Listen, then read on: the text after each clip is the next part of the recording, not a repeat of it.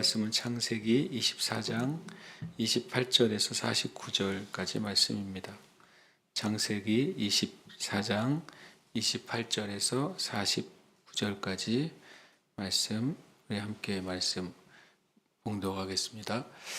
소녀가 달려가서 이 일을 어머니 집에 알렸더니 리브가에게 오라버니가 있어 그의 이름은 라반이라. 그가 우물로 달려가 그 사람에게 이르러 그의 누이의 코걸이와 그 손의 손목고리를 보고 또 그의 누이 리브가가 그 사람이 자기에게 이같이 말하더라 함을 듣고 그 사람에게로 나아감이라. 그때 그가 우물가 낙타 곁에 서 있더라. 라반이 이르되 여호와께 복을 받은 자여 들어오소서. 어찌하여 밖에 서 있나이까? 내가 방과 낙타의 처소를 준비하였나이다. 그 사람이 그 집으로 들어가매 라반이 낙타의 짐을 부리고 집과 사료를 낙타에게 주고 그 사람의 발과 그의 동행자들의 발 씻을 물을 주고 그 앞에 음식을 베푸니 이 사람이 이르되 내가 내일을 진술하기 전에는 먹지 아니하겠나이다. 라반이 이르되 말하소서. 그가 이르되 나는 아브라함의 종이니이다.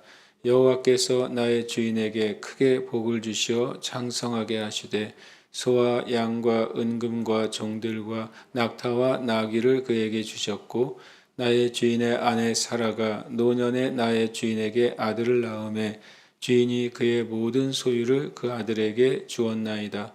나의 주인이 나에게 맹세하게 하여 이르되 너는 내 아들을 위하여 내가 사는 땅 가나안 족속의 딸들 중에서 아내를 택하지 말고 내 아버지의 집 내 족속에게로 가서 내 아들을 위하여 아내를 택하라 하시기로 내가 내 주인에게 여쭈되 혹 여자가 나를 따르지 아니하면 어찌하리이까 한즉 주인이 내게 이르되 내가 섬기는 여호와께서 그의 사자를 너와 함께 보내어 내게 평탄한 길을 주시리니 너는 내 족속 중 내 아버지 집에서 내 아들을 위하여 아내를 택할 것이니라.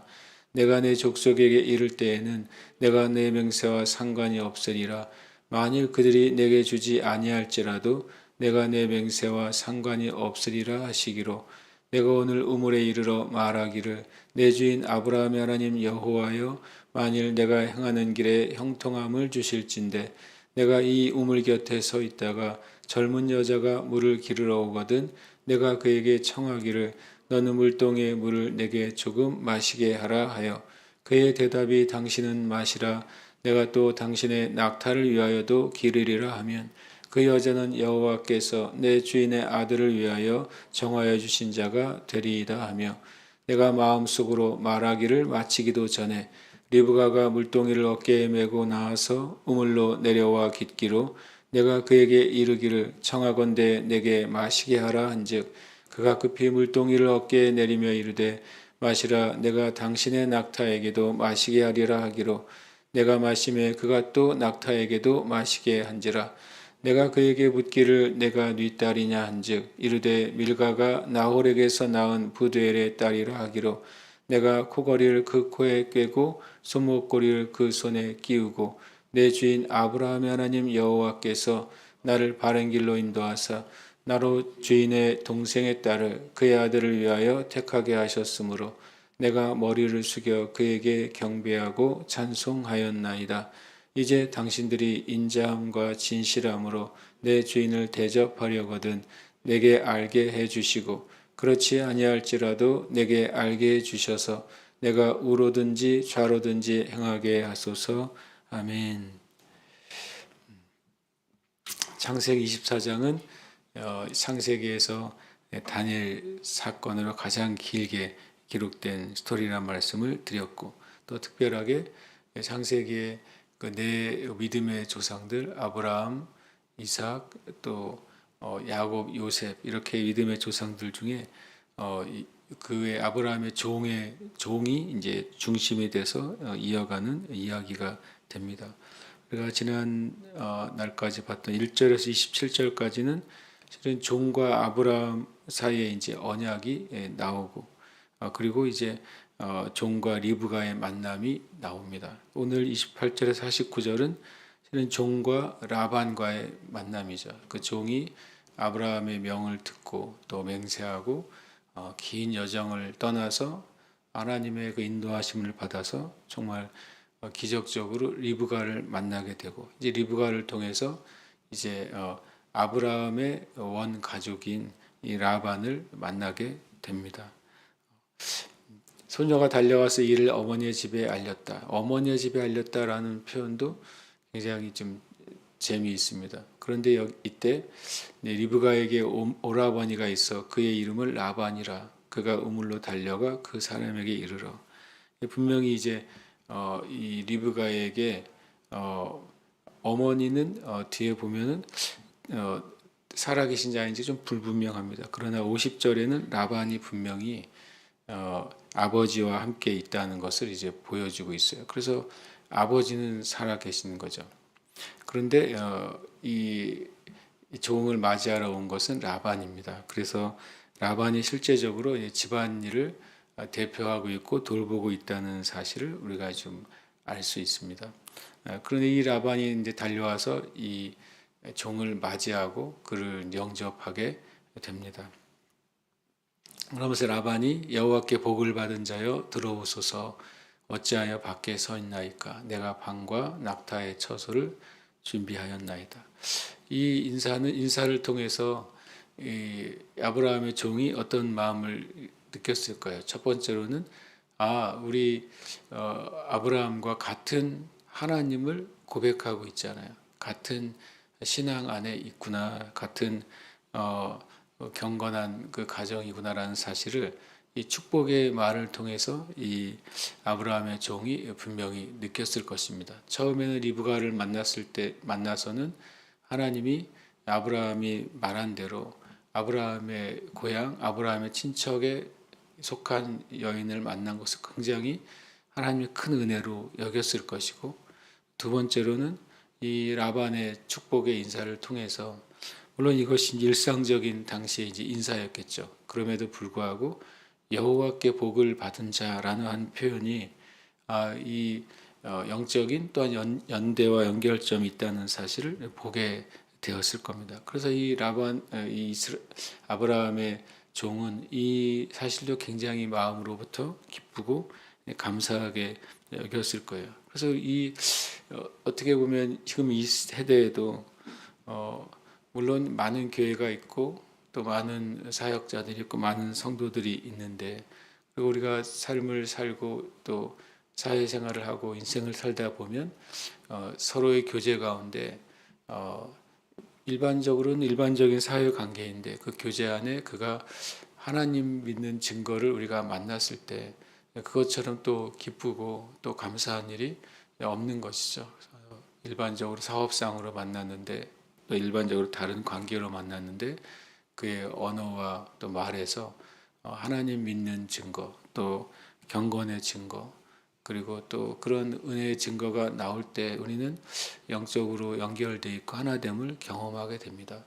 바라기는 우리 자신도 누군가에게 그렇게 성령 안에 연결되어 있다는 증거를 주는 사람들, 그래서 같은 믿음의 사람들 안에 서로 교제하는 것만으로도 영적인 하나됨과 또 서로에게 또 기쁨이 되고 그리고 또 의지가 되는 그런 관계들이 되시기를 축복합니다.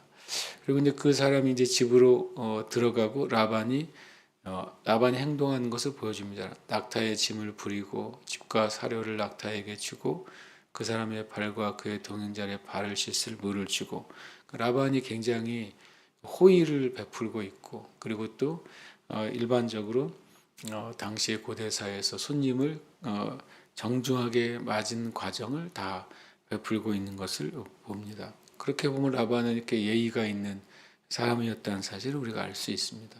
라반이 그 앞에 음식을 베푸니 그 사람이 이르되 내가 내일을 진술하기 전에는 먹지 아니하겠나이다.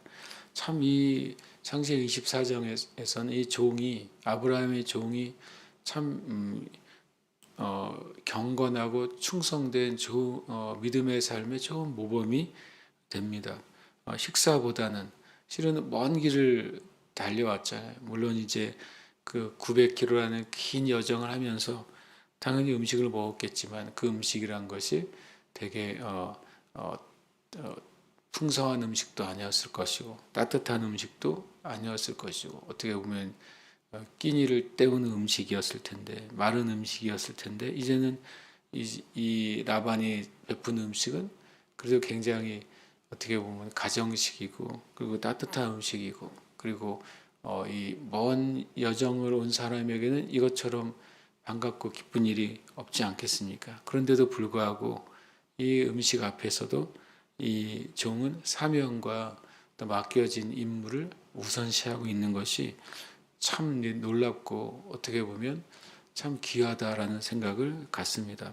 식사보다는 사명이 우선인 아브라함의 종의 모습을 우리가 봅니다.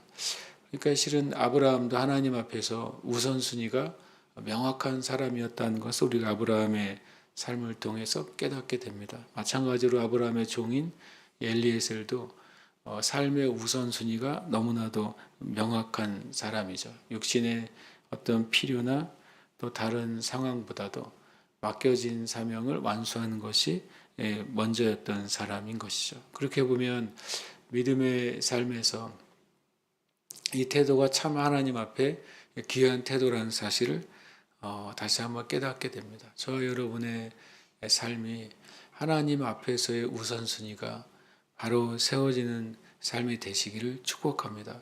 하나님 앞에 우선순위가 바로 세워질 때 또 하나님께서 베푸시는 그 은혜도 우선순위가 될 것입니다.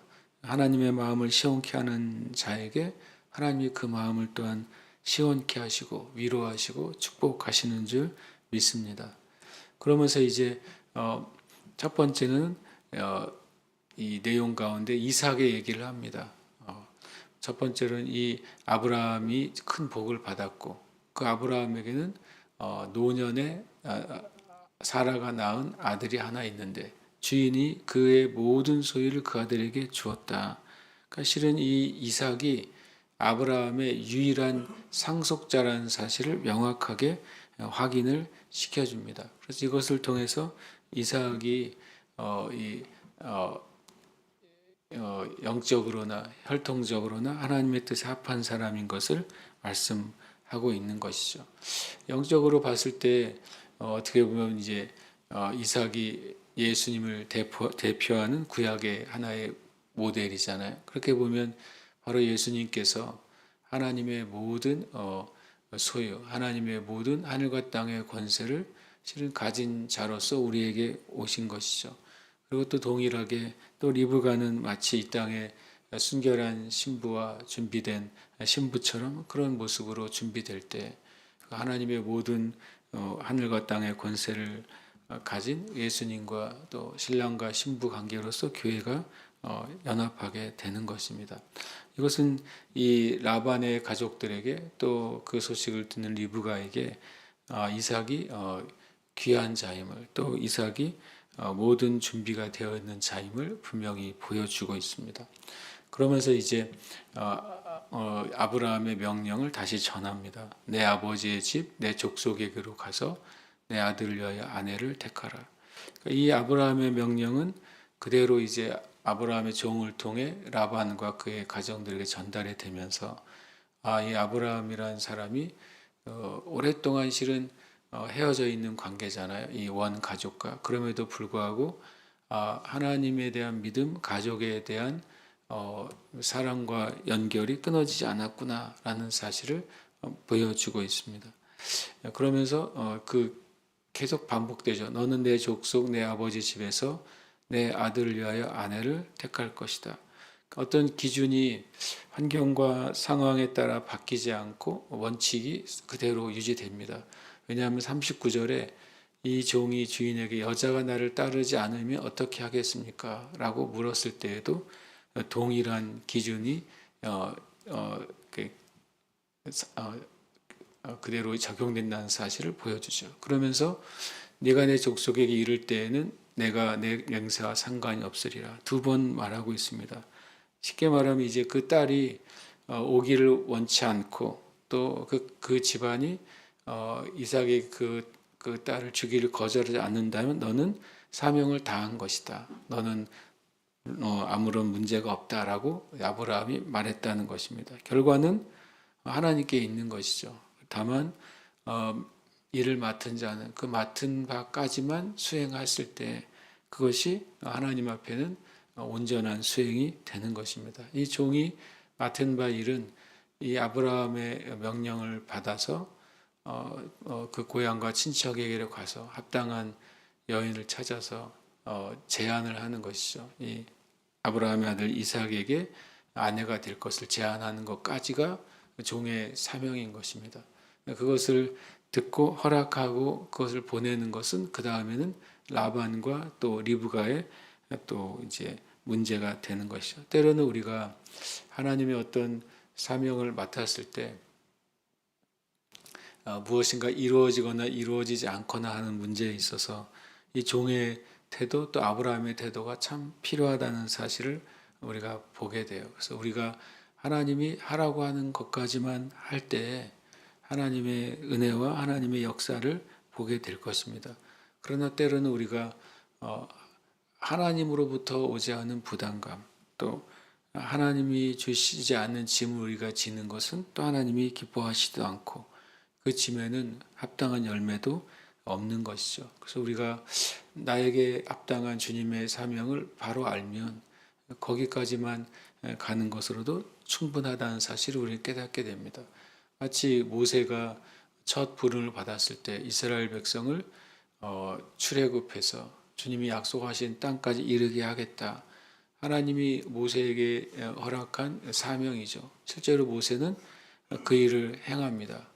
물론 모세의 마음은 그 가나안 땅을 밟기를 간절히 소망했습니다. 그러나 하나님께서 인도하는 것까지만 허락하시고 가나안 땅에 들어가는 것은 여호수아의 사명이라고 말씀하실 때 모세가 물론 얼마나 그 마음에 간절함이 있었겠습니까? 그럼에도 불구하고 그 하나님의 말씀 앞에 순종했던 것입니다. 그래서 우리가 하나님 앞에 충성이 어디까지냐, 자기에게 맡겨진 사명의 그 한계를 알고 거기까지 가는 것이 참된 충성이란 사실을 우리가 다시 한번 깨닫게 되는 것이죠.